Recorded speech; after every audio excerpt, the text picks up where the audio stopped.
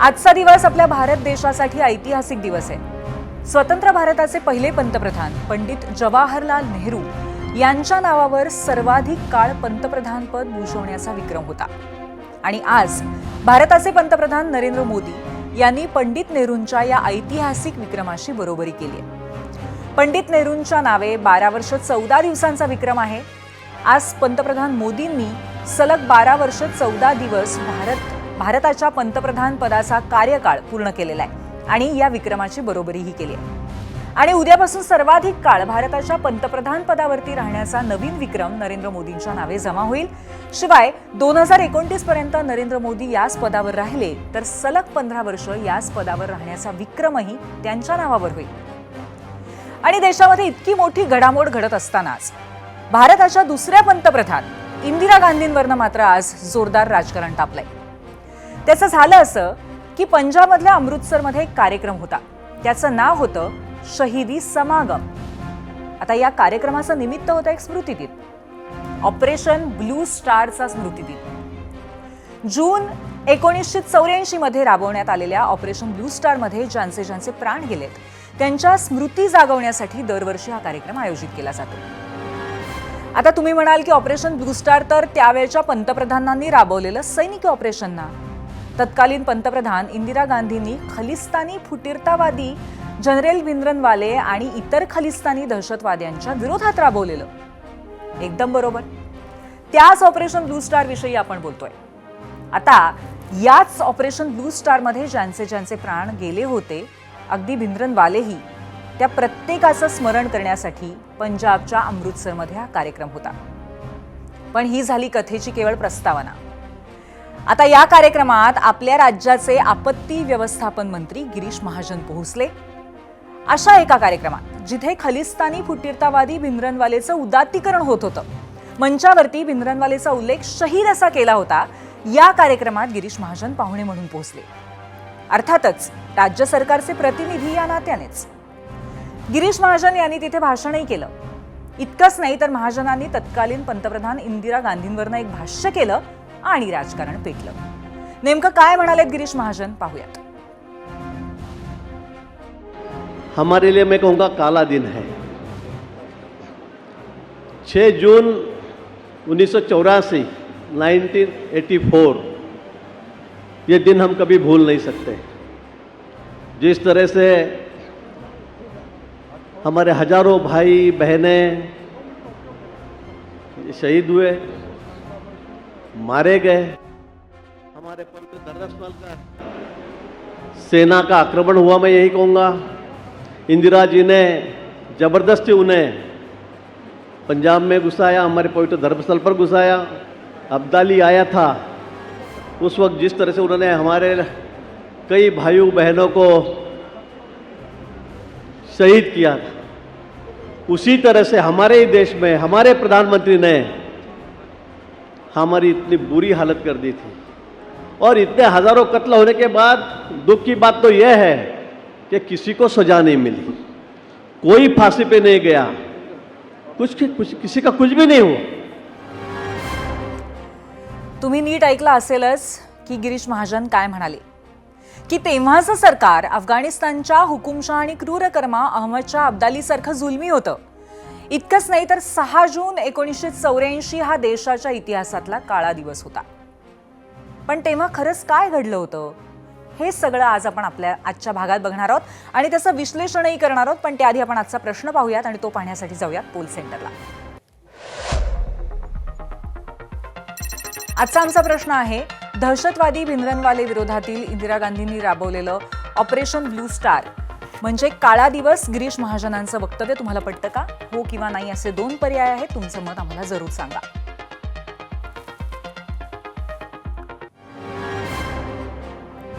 आता पुढे जाण्याआधी जरा इतिहासाची उजळणी करूया। साल होतं 1973। शीख धर्मियांसाठी सर्वात पवित्र असलेल्या धर्मस्थळांपैकी एक अशा आनंदपूर साहिब इथं एक प्रस्ताव पारित करण्यात आला, ज्यात पंजाब राज्याला स्वायत्ततेची मागणी करण्यात आली। साल 1980 येईपर्यंत पंजाबला स्वतंत्र राष्ट्र करू अशी भाषणं दिली जाऊ लागली। पुढे या चळवळीला हिंसक वळण लागलं। 3 वर्षांमध्ये राज्यातल्या हिंसक घटनांमध्ये 350 पेक्षा जास्त निष्पाप बळी गेले. नागरिक प्रामुख्याने शीख होते आणि प्रत्येक घटनेनंतर जर्नेल सिंग भिंद्रनवाले हे नाव पुढे येत होतं. जर्नेल सिंग भिंद्रनवाले अत्यंत आक्रमक अशी त्याची ओळख. त्याला अनेक हत्यांच्या आरोपांमध्ये अटकही झाली होती, पण सबळ पुरावे नसल्यामुळे त्याची सुटका व्हायची. आणि या सगळ्या घटनांचा कडेलोट झाला तो 5 ऑक्टोबर 1984 ला. पंजाबमधल्या कपूरथलावरनं जलंधरला जाणाऱ्या पंजाब रोडवेजच्या बसला बंदूकधारी शिखांनी हायजॅक केलं. त्यातल्या हिंदू प्रवाशांना खाली उतरवलं आणि त्यांना एका ओळीत उभं करून गोळ्या झाडण्यात आल्या. त्यानंतर पुढच्याच दिवशी इंदिरा गांधींनी पंजाब सरकार बरखास्त केलं. राष्ट्रपती शासन लावलं आणि ऑपरेशन ब्लू स्टारचा जन्म झाला. 1 जून 1984 या दिवशी इंदिरा गांधींनी पंजाब प्रशासन लष्कराच्या हातात दिलं. इतकंच नाही तर 2 जूनलाच त्यांनी भिंद्रनवालेला चर्चेसाठी आमंत्रणही दिलं होतं, पण हा निरोप भिंद्रनवालेंपर्यंत पोहोचला नाही आणि तो पोहोचण्याच्या आतच लष्कराने आपला मोर्चा सुवर्ण मंदिराकडे वळवला होता. त्यावेळी जबाबदारी होती major general Kuldeep Brar, lieutenant general Sundarjit आणि तत्कालीन लष्कर प्रमुख अरुण वैद्य यांच्यावर. भिंद्रनवालेनं सुवर्ण मंदिरावरती कब्जा केला होता.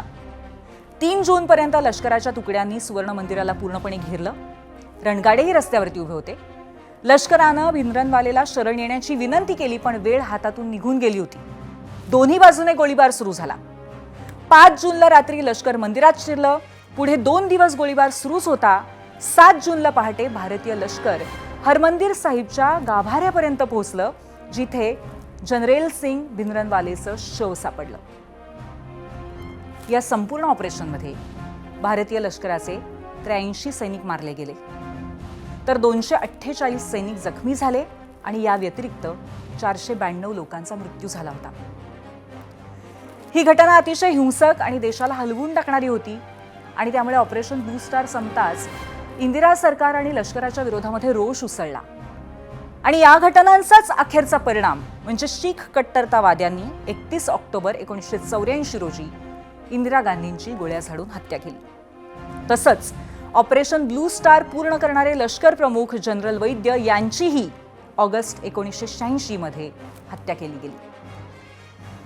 आता भारताच्या इतिहासातलं हे एक अतिशय रक्तरंजित असं प्रकरण आहे, पण आज त्या जखमा जाग्या झाल्या वेगळ्याच कारणानं.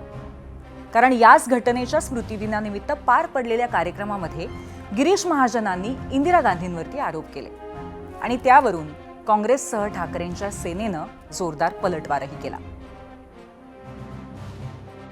देशाच्या पंतप्रधानांना थोडी जरी राष्ट्रभक्ती शिल्लक असेल, देशाच्या पंतप्रधानांमध्ये आणि राज्याच्या मुख्यमंत्र्यांमध्ये थोडी जरी राष्ट्रभक्ती शिल्लक असेल, तर गिरीश महाजन या माणसाला त्यांनी लाथ मारून मंत्रिपदावरून हाकलून द्यायला पाहिजे आणि भाजपमधून हाकलून द्यायला पाहिजे. दहशतवादाविरुद्ध सगळ्यात मोठी लढाई केली आणि दहशतवादाचा बिमोड केला आणि पंजाब देशामध्ये ठेवलं. त्याला तुम्ही काळा दिवस मानत असाल, ते तुमच्यासारखे गद्दार आणि देशद्रोही तुम्हीच. मी या संदर्भात प्रधानमंत्र्यांना पत्र लिहून मागणी करणार आहे. गिरीश महाजन हा जो उपटसुंब आहे, भारतीय जनता पक्षातला इकडला भ्रष्ट माणूस आहे, त्याला काय कळत नाही. तुम्ही सामान्य जनतेला विचारा, इंदिरा गांधीच्या बलिदानावर तुम्ही शंका घेता? आता ऑपरेशन ब्लू स्टार, अतिरेक्यांविरुद्धची कारवाई, ह्या सगळ्या गोष्टी यांना काही खिशामध्ये पिस्तूल घेऊन शाळेच्या मुलांच्या समोर जाण्यासारखं वाटावं का बिबट्याच्या शोधामध्ये पिस्तूल जेम्स बॉन्डसारखं काढून गाववाल्यांना त्या ठिकाणी दाखवण्यासाठी इव्हेंट करावा असं वाटावं? म्हणजे अशा तऱ्हेच्या व्यक्तिमत्वांना ना इतिहास माहिती ना कुठल्या तऱ्हेचा अभ्यास आहे. केवळ मतांच्या राजकारणासाठी ज्या पद्धतीचं हे कृत्य केलं जातं, ज्या पद्धतीची भाषा वापरली जाते, हे मला असं वाटतं की भारतीय जनता पक्ष हा किती खालच्या स्तरावर याचं निदर्शक आहे. कसं आहे ना, खरं तर गिरीश महाजन यांना महाराष्ट्र भाजपाचे संकटमोचक असं म्हटलं जातं, पण हे संकटमोचक स्वतःच संकटात सापडण्याची मालिका सध्या सुरू असल्यासारखं आहे. तिकडे पंजाबमध्ये इंदिरा गांधींवरनं त्यांनी वक्तव्य केलं, देशभरामध्ये वाद पेटला, हे आपण पाहिलंच. पण वादांची मालिका यासाठी कारण आणखीन एक महत्त्वाची गोष्ट आपल्या नाशकात आहे. जिथे विधान परिषदेच्या निवडणुकीवरनं महायुतीत मोठा ड्रामा सुरू आहे आणि त्याच्याही केंद्रस्थानी आहेत मंत्री गिरीश महाजन. नाशिक विधान परिषद निवडणुकीमुळे महायुतीत आजही मोठा संशय कल्लोळ पाहायला मिळाला आणि इथे सध्या काय सुरू आहे तेही मी तुम्हाला आता सांगते. महायुतीमध्ये नाशिक विधान परिषदेची जागा सुटली शिवसेनेला. त्यानंतर शिवसेनेनं नरेंद्र दराडेंना उमेदवारी दिली. त्यावर भाजपकडनं बंडखोरी झाली. 3-4 बंडखोरांनी अर्ज भरले. गणेश गीते, प्रमोद हिरे या भाजपच्या नेत्यांनीही अर्ज भरलेले होते आणि त्यांच्यासोबत गणेश गीतेंचे बंधू पण सक्रिय राजकारणापासून दूर असलेल्या गोकुळ गीतेंनी अर्ज भरला. आता झालं असं की पक्षादेश आणि महायुती धर्म म्हणत गणेश गीतेंनी अर्ज मागे घेतला. त्यासाठी गिरीश महाजनांनी मध्यस्थी केली हेही आपण पाहिलंय. कालच पुन्हा एकदा संकटमोचक गिरीश महाजन यांनी नाशिक दौरा करत दुसरे बंडखोर प्रमोद हिरेंची मनधरणी केली आणि त्यांनीही दराडेंना पाठिंबा जाहीर केला. पण आता उरले कोण तर ते आहेत गोकुळ गीते. त्यांच्याशीही गिरीश महाजनांनी चर्चा केली. त्यांना आपल्याच गाडीतून विमानतळापर्यंत इथे घेऊन गेले. आता अपेक्षित असं होतं की गिरीश महाजन गोकुळ गीतेंना विमानानं नाशिकहून मुंबईला आणणार होते, पण गोकुळ गीते विमानतळावरनंच परतले आणि चर्चा सुरू झाल्या की गोकुळ गीतेंच्या बंडखोरी मागे नेमकं कोण आहे. गोकुळ गीते आणि गिरीश महाजन यांचे चांगले संबंध असल्यामुळे ते त्यांचं ऐकतील असं वाटत होतं, पण तसं होताना दिसत नाहीये. मला त्या ठिकाणी विचारलं की त्या ठिकाणी प्रसाद हिरेंनी आज दुपारी महायुतीच्या उमेदवाराला पाठिंबा दिला. तर त्यांनी मला विचारलं की आपण पण त्या ठिकाणी तसा पाठिंबा देऊ शकतो. त्यांना मी स्पष्ट नकार दिला की मी त्या उमेदवाराला त्या ठिकाणी पाठिंबा देऊ शकत नाही. तर मतदारांचा कौल बघता तो कौल चांगल्यापैकी माझ्या बाजूने असल्यामुळे तो पाठिंबा देणं म्हणजे त्या मतदारांचा त्या ठिकाणी मी घात करण्यासारखा प्रकार होईल. त्यामुळे मी त्यांना स्पष्ट नकार देऊन त्या ठिकाणी पुन्हा माझ्या नाशिकला येऊन माझ्या गाठीभेटी चालू केलेल्या आहेत. तर अशा पद्धतीने आज गिरीश महाजन यांच्या अवतीभोवती वादाचं एक मोठं वर्तुळ आहे आणि त्याच अनुषंगाने आपण आता चर्चा करणार आहोत महाराष्ट्राचे माजी मुख्यमंत्री आणि काँग्रेसचे ज्येष्ठ नेते पृथ्वीराज चव्हाण यांच्याशी, ज्यांनी अनेक दशकं दिल्लीतनं सुद्धा काँग्रेसचा कारभार बघितलेला आहे. खास करून गिरीश महाजनांनी जे वक्तव्य आज ऑपरेशन ब्लू स्टार बद्दल केलं याबद्दल आपण चर्चा करणार आहोत. आपलं स्वागत आहे सर या कार्यक्रमामध्ये. आणि सगळ्यात पहिला प्रश्न तुम्हाला असा आहे की ऑपरेशन ब्लू स्टार म्हणजे काळा दिवस असा दावा आज मंत्री गिरीश महाजनांनी केलाय आणि तोही अमृतसरमध्ये जाऊन. पक्षाची या संदर्भातली भूमिका काय? काँग्रेस पक्षाने त्यावर प्रतिक्रिया दिलेली आहे. मला वाटतं गिरीश महाजनांना देशाच्या इतिहासाबद्दल किती माहिती आहे मला माहीत नाही, पण देशाची अखंडता साबूत ठेवण्याकरता इंदिराजींनी आपल्या प्राणाचं बलिदान दिलं तेही त्यांना माहीत असू नये ही दुर्दैवी बाब आहे. तेवढंच नव्हे तर देशाचं जे एकात्मता राखण्याकरता राजीव गांधींनी देखील बलिदान दिलं आणि ह्या महान नेत्यांचं बलिदान तुम्ही जर विसरणार असाल तर इतक्या कृतज्ञता याला दुसरा काही शब्द नाही आहे. नक्कीच नक्कीच पृथ्वीराजजी, तुम्ही अनेक दशकं दिल्लीतनं काँग्रेस स्वतः पाहिलेली आहे. राजीव गांधींच्या सगळ्यात विश्वासू नेत्यांपैकी एक म्हणून आपली ओळख आहे. या सगळ्याबद्दल तुमचं मत काय? नाही बघा, माझे संबंध सोनियाजी राजीव गांधींच्यावर होते तो एक इतिहासाची बाब आहे. मला काँग्रेस पक्षाने जी जबाबदारी दिली ती प्रामाणिकपणे मी पार पाडायचा प्रयत्न केला. राजीवजी एक महान व्यक्तिमत्व होते. इंदिराजींनी काँग्रेस पक्षाला पुन्हा सत्तेत बसवलं. 10 वर्ष आम्ही सत्तेत होतो. तर त्यांची भूमिका किंवा जर काही एखाद्या पक्षातल्या एका व्यक्तीकडून काही दुराचार झाला, काही भ्रष्टाचाराचं प्रकरण नुसता आरोप झाला तरी काँग्रेसच्या नेत्या इंदिरा गांधी असतील किंवा सोनिया गांधी असतील ताबडतोब त्या व्यक्तीचा राजीनामा घेत असत. महाराष्ट्रातलं उदाहरण घ्यायचं झालं तर अनेक 4-5 मुख्यमंत्र्यांना फक्त आरोप झाला म्हणून त्यांना पदापासून मुक्त व्हावं लागलं. पण हे इतकं निर्लज्जपणे सरकार चाललेलं आहे की आज नीट पेपर लीक झाला किंवा काही बलात्कारी आहेत, खुनी माणसं आहेत, राजरोसपणे फिरतायत, त्यांच्यावर काही शिक्षा होत नाही, काही होत नाही. तर त्यामुळं नक्कीच काँग्रेस सरकारमध्ये आणि पृथ्वीराजजी या विषयावरती तर आपण बोलूच वेगळ्या पद्धतीने, पण मुद्दा आज खास करून ऑपरेशन ब्लू स्टार आणि या संदर्भातला जो वादग्रस्त विधान आहे त्याबद्दल आपण चर्चा करतोय. तर ऑपरेशन ब्लू स्टारच्या बाबतीमध्ये एक प्रश्न नेहमी सगळ्या भारतीयांना पडत असतो की तेव्हाची जी परिस्थिती होती की शीख बांधवांच्या भावना दुखावल्या जाणार नाही याची काळजी घेत आणखीन वेगळ्या पद्धतीने ही सगळी परिस्थिती हाताळता आली असती का? तुम्हाला काय वाटतं? नाही तिथे अमृतसरच्या गोल्डन टेम्पलमध्ये जे काही घडत होतं ते थांबवणं अपरिहार्य होतं आणि त्यामध्ये धोका आहे माहिती असताना देखील इंदिराजींनी ते निर्णय घेतला.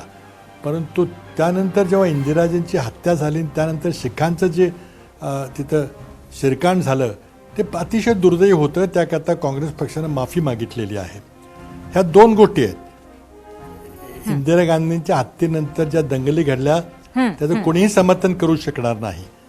परंतु देशाची अखंडता राखणं हे तत्कालीन पंतप्रधानांचं कार्य होतं आणि त्यांनी ते केलं. ठीक.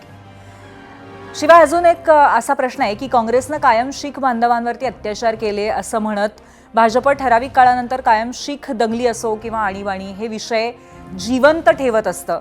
यामागे नक्की काय कारण आहे असं तुम्हाला वाटतं? नाही, आता काय तुम्ही सुद्धा प्रश्न विचारताना पंजाबची निवडणूक डोळ्यासमोर ठेवलेली आहे. ठीक आहे, हरकत नाही.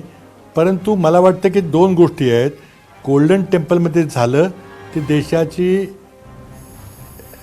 अखंडता राखण्याकरता आवश्यक होतं. पण इंदिराजींच्या हत्येनंतर जे घडलं ते अतिशय आक्षेपार्ह होतं. त्याबद्दल काँग्रेस पक्षाने माफी मागितलेली आहे. नक्कीच. यामध्ये सगळ्यात एक महत्त्वाची गोष्ट अशी आहे पण की इतिहास एक आणि होणारे आरोप एक असं चित्र असताना काँग्रेसही आपली भूमिका जनमानसाच्या मनामध्ये पोहोचवण्यामध्ये कमी पडते असं वाटतं का? कारण सातत्याने या प्रश्नावरती जनतेत सुद्धा चर्चा होते, प्रश्न विचारले जातात आणि राजकारण तर होतच असतं. असं नाही, आता जे घडलं ते दुर्दैव होतं, असं घडायला नको होतं. परंतु त्या घटना घडल्यानंतर त्याला देशाची अखंडता राखण्याकरता काही करावं लागलं. ते इंदिराजींनी केलं आणि त्याचं कोणीही समर्थन करू शकत नाही. पण प्रश्न असा आहे की देशाची अखंडता राखणं म्हणजे श्रीलंकेची परिस्थिती असेल किंवा पंजाबमधली परिस्थिती असेल, देशाच्या नेत्याला असे कटू निर्णय घ्यावे लागतात. नक्कीच. धन्यवाद पृथ्वीराज चव्हाणजी, तुम्ही ABP माझावरती आज सविस्तर या विषयावरती आमच्याशी चर्चा केली त्याबद्दल. आणि आता आपल्यासोबत गेस्ट सेंटरला आहेत भाजपचे मुख्य प्रवक्ते नवनाथ बन. त्यांच्याशी सुद्धा आपण या संपूर्ण विषयावरती चर्चा करणार आहोत. नवनाथ, मुळात आज जे घडलं ते पाहता एक प्रश्न मला असा विचारावासा वाटतो की पक्षाच्या भूमिकेच्या अनुषंगाने भिंद्रनवाले हा फुटीरतावादी होता, खलिस्तान निर्मितीसाठी त्याने हिंसक तंत्र अवलंबली, हे आपण मान्य करता का? भिंद्रनवालेचं कुणीही समर्थन करत नाही. भिंद्रनवाले याची फुटीरतावादी भूमिका याचं भारतीय जनता पार्टीने अनेक वेळेला खंडन केलं. परंतु तुम्हाला एक प्रश्न विचारायचा आहे की या भिंद्रनवालेला मोठं कोणी केलं? या भिंद्रनवालेला पंजाबमध्ये आसरा कोणी दिला? तुम्हाला आठवत असेल तर तुम्ही थोडासा इतिहास घेतला, त्याच्या आधीचा इतिहास सांगायला तुम्ही विसरला की याच भिंद्रनवालेच्या समर्थनामध्ये काँग्रेसचे उमेदवार अमृतसरमध्ये विजय झाले. या भिंद्रनवालेने जाहीरपणे काँग्रेसचा प्रचार केला, काँग्रेसचा उमेदवार विजयी व्हावा यासाठी थेटपणे काँग्रेसला पाठिंबा देण्याचं काम 1984च्या आधीच्या निवडणुकीमध्ये झालं. त्यामुळे हे भिंद्रनवाले नावाचं भूत आहे ते कोणी निर्माण केलं तर ते काँग्रेसने निर्माण केलं. याची पूर्ण जबाबदारी काँग्रेसची आहे. आणि या देशाचे 2 तुकडे झाले पाहिजे, वेगळं राज्य निर्माण झालं पाहिजे, वेगळा देश निर्माण झाला पाहिजे, अशा पद्धतीच्या मानसिकतेचं कुणीही समर्थन करत नाही. भारतीय जनता पार्टीची अधिकृत भूमिका आहे की याचं आम्ही समर्थन करत नाही. परंतु हे पाप कुणी निर्माण केलं असेल तर ते काँग्रेसने केलं. कारण काँग्रेसचं पंजाबमध्ये काँग्रेसचं अकाली दलाचं वर्चस्व वाढत होतं. अकाली दलाचं वर्चस्व कमी करण्यासाठी काँग्रेसनं जाणीवपूर्वक फुटीरतावाद्यांची साथ घेतली आणि फुटीरतावाद्यांची साथ घेऊन या भिंद्रनवालेला मोठं करण्याचं काम, ज्या फुटीरतावाद्यांना मोठं करण्याचं पाप कुणी केलं असेल तर तत्कालीन काँग्रेसने केलेलं आहे. बरं, पण नवनाथजी, या संदर्भामध्ये काँग्रेसने अगदी राहुल गांधींनी सुद्धा माफी मागितलेली आहे. त्यानंतर ज्या दंगली उसळलेल्या होत्या त्याची तर खूप मोठी किंमत देशाला सुद्धा आणि काँग्रेसला पर्यायाने प्रचंड मोठी मोजायला लागलेली होती. कारण इंदिरा गांधी यांची हत्या झाली, त्या सगळ्याचा परिपाक असा होता की मग अशा परिस्थितीमध्ये सुद्धा 40 वर्षांनंतर 42 वर्षांनंतर पुन्हा अशा पद्धतीने राजकारण का केलं जातं याच्याबद्दल? नाही, इतिहासातल्या चुका सांगाव्याच लागतील. ज्या काँग्रेसने चुका केल्या त्या चुका आजपासून भोगतो. कारण इतिहासामध्ये झालेली एक चूक ही भविष्यामध्ये अनेक वर्ष त्याचा परिणाम म्हणजे लष्कराची कारवाई चुकीची होती असं म्हणायचंय का तुम्हाला? नाही, लष्कराची कारवाई चूक नव्हती. लष्कराची कारवाई चूक नव्हती. परंतु 1984 साली इंदिरा गांधींची हत्या झाल्यानंतर ज्या शेकडो निष्पाप शिखांच्या कत्तली केल्या गेल्या, धरापासून शिर वेगळं केलं आणि त्याबद्दल तत्कालीन पंतप्रधान राजीव गांधी यांनी त्यांचं समर्थन केलं होतं की मोठा झाड कोसळतं तेव्हा धरणीकंप होतो, अशा पद्धतीचं दुर्दैवी समर्थन तत्कालीन काँग्रेसच्या मोठ्या नेत्यांनी केलं होतं. काँग्रेसचे जगदीश टायटलर असतील, अनेक नेते असतील, या 1984च्या दंगलीमध्ये आरोपी होते, परंतु त्यांचं सरकार असेपर्यंत त्यांना शिक्षा झाली नाही.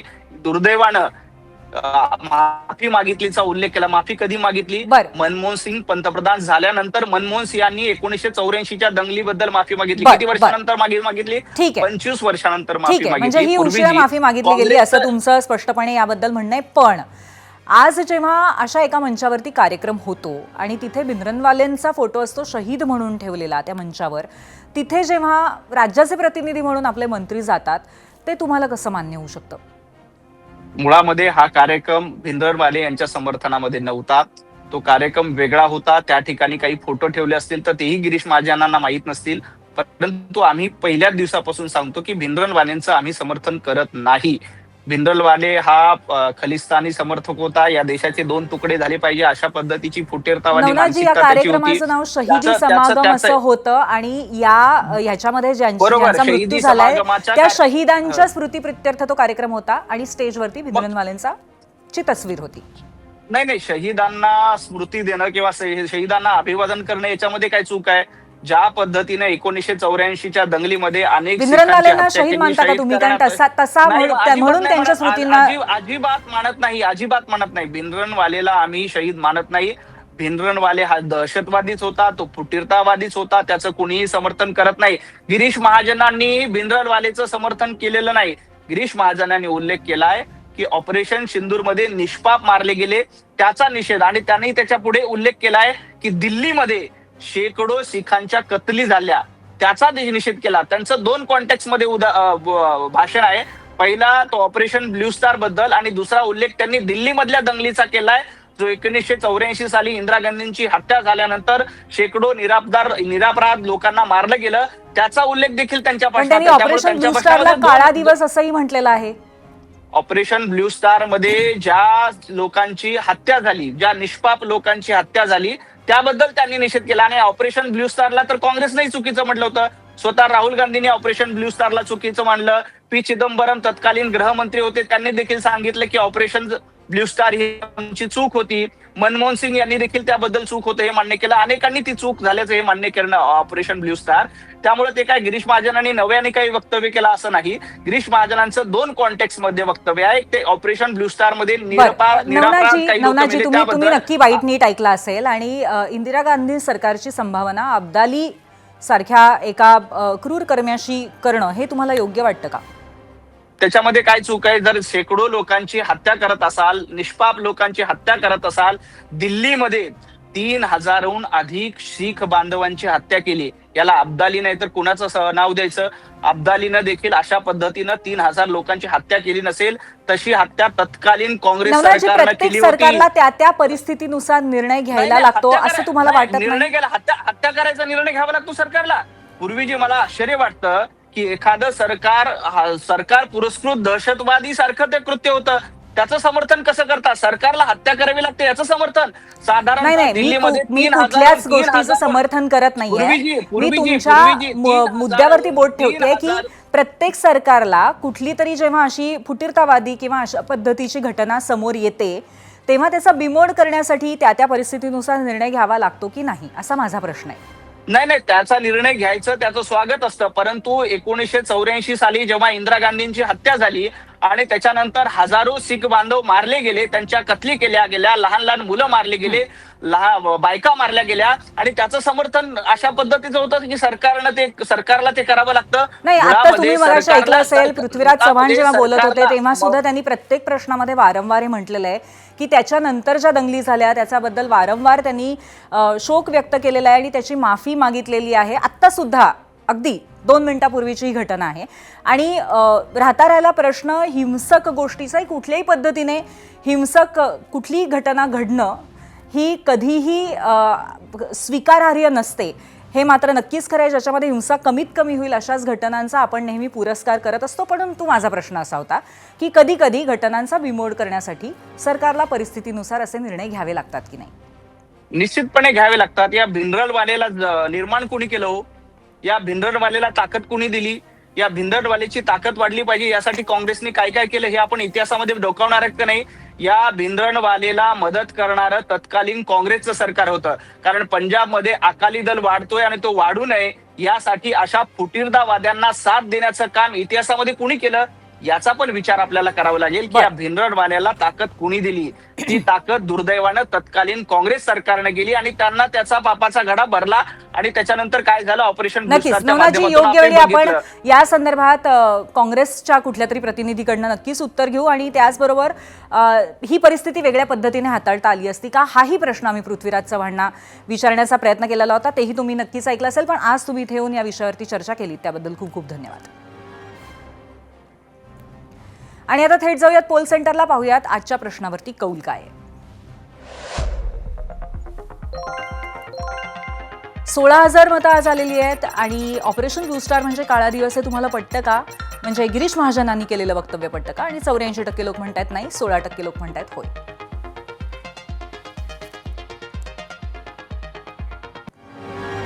जम्मू काश्मीर निसर्गाने सौंदर्याची मुक्त उधळण केलेला जगातला नितांत सुंदर असा भाग, पण शांत निसर्गाच्या कुशीतही इथला समाज, इथलं राजकारण 1947 पासून धुमसतंय. ब्रिटिशांपासून आपल्याला स्वातंत्र्य मिळताच टोळीवाल्यांना काश्मीरामध्ये घुसवून 1947-48 मध्ये पाकिस्तानने भारतावरती युद्ध लादलं. भारतीय सैन्य निकराने लढत असताना पंडित नेहरूंनी हे युद्ध तेव्हाच्या संयुक्त राष्ट्रसंघात नेलं आणि संयुक्त राष्ट्रांनी युद्धबंदी घोषित केली. तेव्हापासून निम्म्यापेक्षा अधिक जम्मू काश्मीरचा पाकिस्तानने अनधिकृत ताबा घेतलाय आणि तो आजही सुटलेला नाहीये. आता हा सगळा इतिहास मी आज तुम्हाला का सांगतेय, तर त्याचं कारण आहे याच पाकव्याप्त काश्मीरात स्थानिकांचं मोठं आंदोलन भडकलंय आणि झिरो आवरच्या या दुसऱ्या सत्रामध्ये आपण याविषयीच अपडेट्स घेणार आहोत.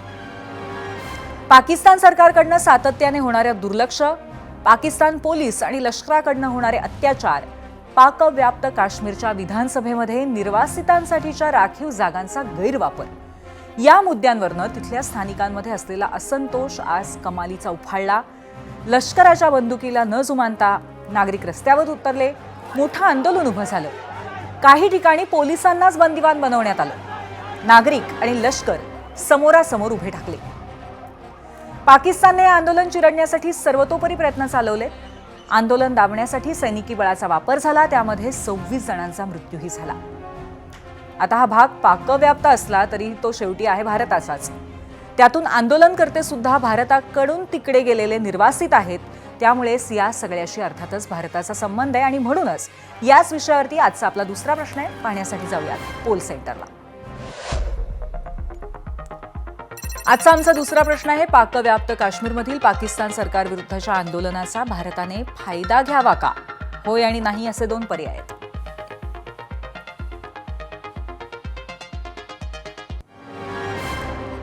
आता हे आंदोलन पाकिस्तान सरकार, पाकिस्तानी पोलीस आणि लष्कराच्या पाकव्याप्त काश्मीरातल्या अत्याचारांच्या विरुद्ध सुरू झालंय आणि त्यासाठी पाकव्याप्त काश्मीर नेमकं कसं आहे हे आपण ग्राफिक्सच्या माध्यमातून पाहूयात. नक्की किती भाग व्यापलेला आहे आणि किती भाग हा सध्या पाकच्या अधिपत्याखाली येतो. पाकव्याप्त काश्मीरचा भाग असा आहे, श्रीनगरच्या उत्तरेला गिलगिट ते दक्षिणेला भिंबरपर्यंतचा हा भाग आहे. श्रीनगरच्या वायव्येकडच्या कुपवाडा ते ईशान्येकडच्या उत्तरेचा भाग गिलगिट आणि बाल्टिस्तान हा सुद्धा ह्याच्यामध्ये येतो. पाकिस्तानसाठी गिलगिट, बाल्टिस्तान आणि आझाद जम्मू काश्मीर असा याचा उल्लेख केला जातो. सध्याचं आंदोलन पाकिस्तानच्या आझाद जम्मू काश्मीर प्रांतात होतंय. भारतासाठी संपूर्ण क्षेत्र हे पाकव्याप्त काश्मीर म्हणूनच आपल्याकडे ओळखलं जातं.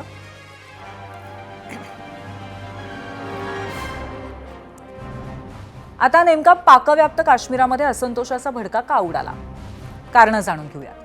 तुम्हाला हे माहितीच आहे की 1947-48 पासून पाकिस्तानने जम्मू काश्मीरचा बेकायदेशीरपणे स्वतःचा ताबा त्याच्यावरती ठेवलेला आहे. इतक्या वर्षात तिथल्या लोकांसाठी पाकिस्तानी सरकारने काही कामं केलेली नाहीये. सातत्याने या प्रदेशाकडे दुर्लक्ष आणि यंत्रणेचा गलथान कारभार पाहायला मिळतो.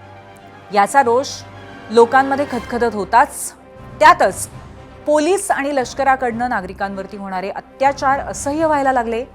युवकांची बळजबरीने धरपकड करणं, त्यांना डांबून ठेवणं, एन्काउंटर करणं, या प्रकारच्या अत्याचारांचा असंतोष स्थानिकांमध्ये वाढत गेला. आणि त्यात भर पडली ती विधानसभा निवडणुकीची. पाकिस्तान, ज्याला आझाद जम्मू काश्मीर संबोधतं, त्या पाकव्याप्त काश्मीरमधल्या विधानसभेमध्ये एकूण 53 जागा आहेत. त्यातल्या 45 जागांसाठी निवडणूक होतीये. त्या 45 पैकी 12 जागा या जम्मू काश्मीर निर्वासितांसाठी राखीव आहेत. 1947-48च्या युद्धानंतर पाकिस्तानच्या प्रेमापोटी काश्मीर खोऱ्यातनं पाकव्याप्त काश्मीरात जे गेले ते हे निर्वासित आहेत. पण पाकिस्तानने त्यांच्याशी कायमच दुजाभाव केलाय. त्यांच्यासाठी राखीव असलेल्या 12 जागांवरती कायम पाकिस्तानातलेच प्रतिनिधी निवडून आले. त्या प्रतिनिधींनी कधीच या भागाचा विकास केला नाही. आधीच अत्याचार, दडपशाही यामुळे तिथले नागरिक त्रस्त आहेतच. त्यात आता पुन्हा निवडणूक होताना मात्र जनतेचा कडेलोट झाला आणि नागरिकांनी आंदोलनाचं शस्त्र उगारलं. आपण दृश्यामध्ये पाहू शकतो की किती तीव्रतेने हा आंदोलनाचा भडका उडालाय.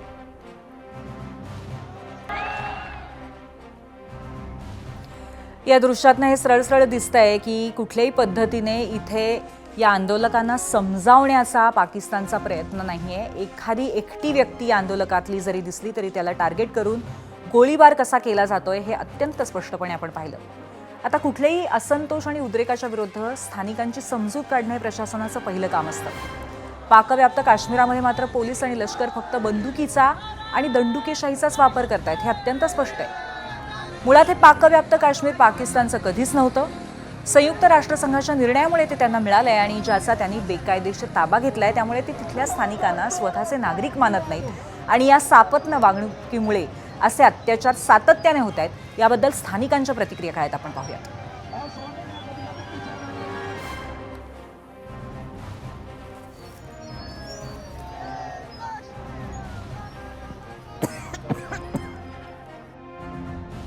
लोगों को, जो लोग जख्मी हैं, जिनका खून बह रहा है, उनको उठाने भी नहीं दिया जा रहा, बल्कि सरेआम जो लोग उनको उठाने जा रहे हैं उनको भी गोलियां मारी जा रही हैं. मेरी तमाम ओवरसीज कम्युनिटी, सोशल मीडिया पर देखने वाले तमाम दोस्तों से गुजारिश के मेरी वीडियो को ज्यादा से ज्यादा शेयर करें और अपनी तमाम वॉल्स पर अपनी एहतजाज रिकॉर्ड करवाएं और जो इंटरनेशनल ह्यूमन राइट्स की ऑर्गेनाइजेशन है उन तक ये मैसेज पहुंचाएं. यूएन तक मैसेज ये हमारा जाना चाहिए. सबसे बुरी खबर यह है कि पायलट हाई स्कूल से लेके सीएमएच हॉस्पिटल तक लाशें ही लाशें हैं और फोर्सेस जो है लाशें उठाने नहीं दे रही हैं और लाशें गायब करने का सिलसिला जारी है. तर अधिकृत आकडा आहे 26 ते 30 लोक गेल्याचा, आंदोलक गेल्याचा, पण प्रत्यक्षामध्ये लाशे बिछी हुई आहे असं म्हटलं जात आहे. या बाईट्समध्ये आपण ऐकलं. आता या आंदोलनामध्ये पाकव्याप्त काश्मीरामध्ये जागोजागी नागरिक पाकिस्तान सरकारच्या विरुद्ध रस्त्यावरती उतरलेत आणि त्यांचा मुख्य रोष हा पाकिस्तानी लष्कराचे फील्ड मार्शल असीम मुनीर आणि अत्याचार, दडपशाही करणाऱ्या पाकिस्तानी लष्कराच्या विरोधात आहे. त्यामुळेच तिथल्या एका शहरामध्ये आंदोलकांनी एका चौकामध्ये सैनिकांचे गणवेश तारेला टांगले. तसंच काही पोलिसांना बंदी करून ओलीस ठेवलं. दुनिया में एक रियासत ऐसी भी है जहां पुलिस वालों को गिरफ्तार किया जाता है और उस रियासत